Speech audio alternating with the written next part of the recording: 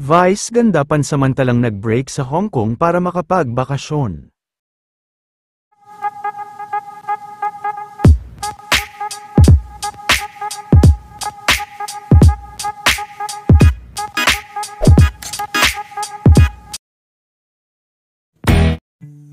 Maaga pa nga lang kanina, ay lumipad na nga si Vice ganda kasama ang kanyang team, patungo sa Hong Kong, at sa kanilang pagdating sa Hong Kong, ay kaagad naman silang namasyal dito. Hindi naman kasama ni Vice ganda si Ion Perez dahil naiwan ito sa Pinas.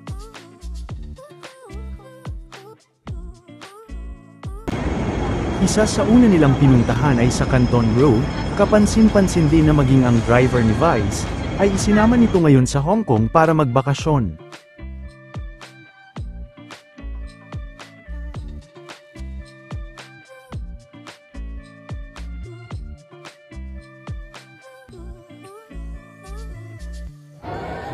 Samantala, lumabas naman ang ilan sa mga behind-the-scene video ni Vice sa kanilang shooting, nakapag-shoot na din ito kasama ang mga housemates ni Kuya.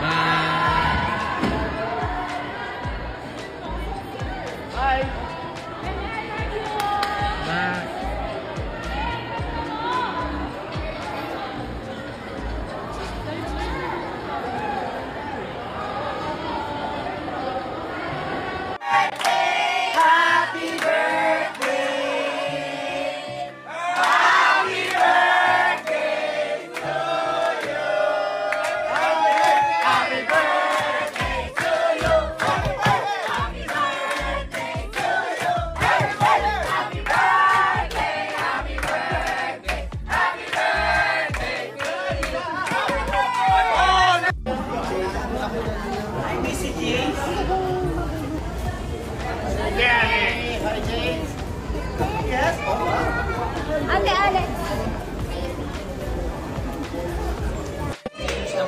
Amen.